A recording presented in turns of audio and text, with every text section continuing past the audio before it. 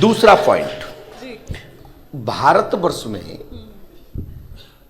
अनेक अनेक तीर्थ हैं, अनेक अनेक गुरु हैं, और ये विद्या की भूमि है, ये सरस्वती की भूमि है, ये देवी की भूमि है, राम कृष्ण की भूमि है, परमात्मा की भूमि है, ऋषि प्रधान देश है, ये विवेकानंद स्वामी की भूमि है, ये करपत्र जी महाराज जी की भूमि है, ये अनेक अनेक ऋषि महर्षियों की भूमि है। तो संतों के पास कृपा ना होती तो कौन पंडोखर धाम आता, कौन किसके धाम में जाता।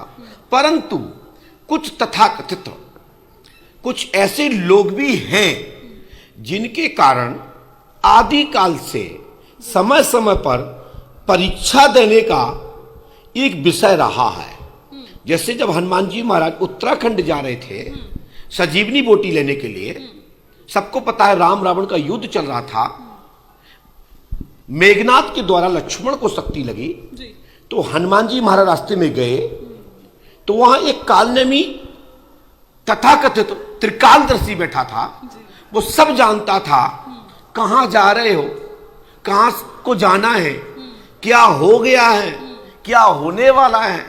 लेकिन एक क्षण के लिए असली संत, वो संत जो अनंत वलंत बलवंत विज्ञान के धनी, वो भी एक तथाकथित संत के तथाकथित आवरण में आभा मंडल से प्रभावित हो गए। परंतु कुछ ही क्षण बाद उनकी पोल खुल गई। जब पोल खुल गई तो हनुमान जी महाराज ने दो चार ठूसा मार दिए, उनके बेड़ से बगड़ गए आते पीते। आश्रम नकली था तो खंडबंड हो गया, बे हड़ुआ दिखने लगे, कहे राक्षस तो हड़ुआ चाटने वाले होते। तो मेरा कहने का मतलब है उस जमाने से लेके इस जमाने तक परीक्षा का विषय है। हम और आपने भी पढ़ाई की है वर्ष भर, लेकिन हमारे टीचर्स, हमारे विद्यालय के संस्था परीक्षा लेती है, उसके बाद एक मार्कशीट जारी करती है कि, और एक जो संगठन होता है वो आपको प्रमाण करता है मंडल कि आप पास हुए फेल। तो कभी भी कोई परीक्षा की बात करता है तो अपनी परीक्षा देने में इतराज क्यों, चाहे वो फिर कोई भी हो।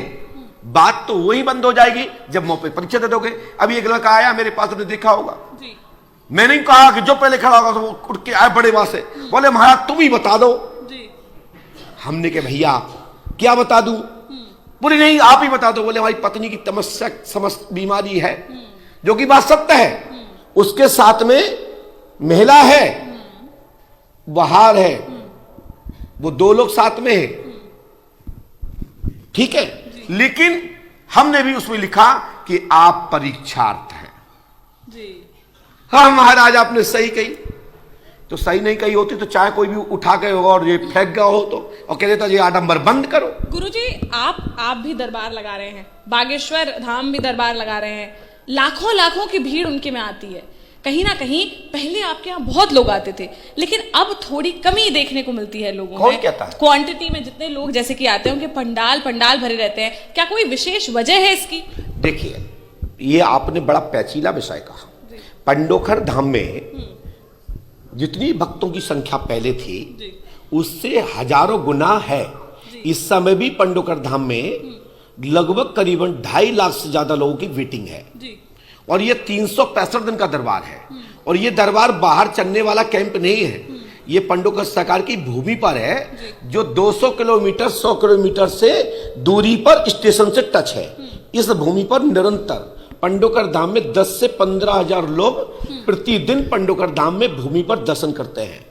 रहा सवाल, हमारे यहां बहुत सारे लोग भी हैं जिनके कार्यक्रमों में भी हजारों की भीड़ होती है, लेकिन हजारों भीड़ से मतलब क्या है?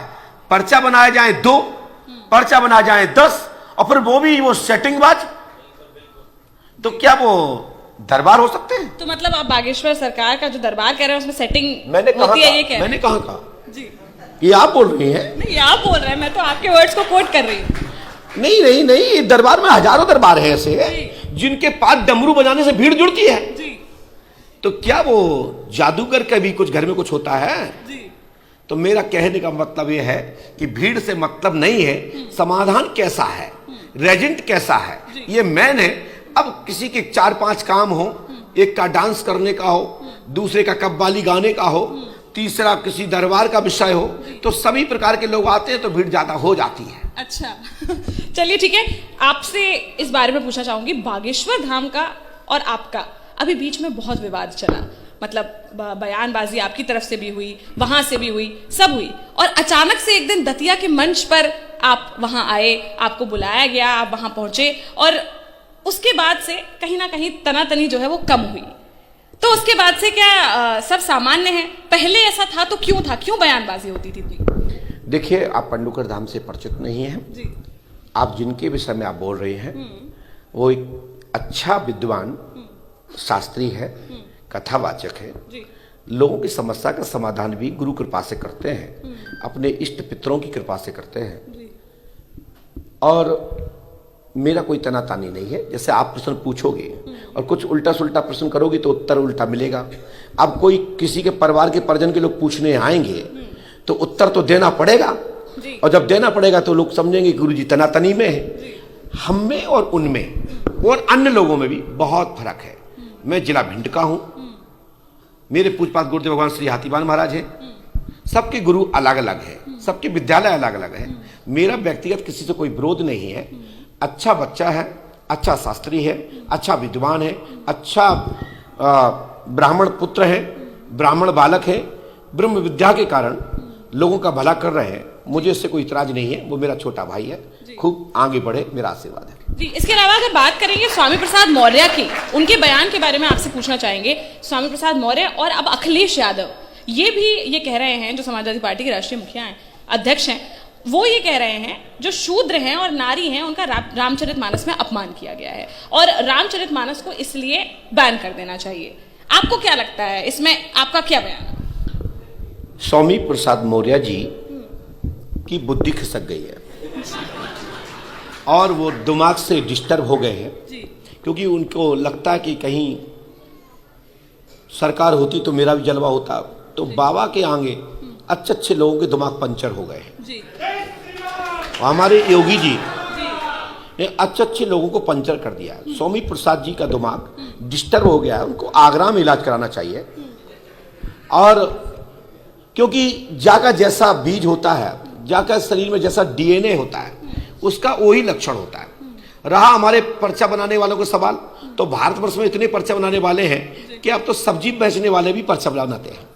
अच्छा। और दूसरा पॉइंट, हमारे यहाँ ऐसे ऐसे संत बैठे हैं, ऐसे ऐसे योगी बैठे हैं, ऐसे ऐसे तपी बैठे हैं, अनुष्ठानी बैठे हैं। हमारे बीच में ब्रह्मेश्वर सरकार बैठे हैं, हमारे बीच में अवध बिहारी शास्त्री जी बैठे हुए हैं, अवध सरकार, हमारे बीच में और भी सरकार बैठे हैं जो सब दरबार चलाते हैं और सब पर्चा लिखते हैं।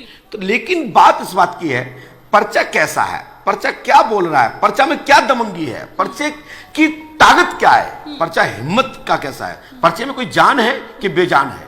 इसलिए पर्चा कोई भी लिख सकता है। हमारे यहाँ एक एनडीबीएस डॉक्टर भी पर्चा लिखता है और एक झोला छाप भी पर्चा लिखता है। दोनों में फर्क इतना ही है कि वो झोला लेके चलता है और एनडीबीएस अपने घर में पूछता है, इतना फर्क है। हमारे यहाँ छोटे छोटे बच्चे, जैसे लोग आम लोग पर्चे बना के अपने आप को कुछ बताते हैं और कोई दरबार भारतवर्ष में नहीं है, तो हमारे यहाँ बच्चे पर्चे बनाते हैं। अच्छा, चलिए ठीक है।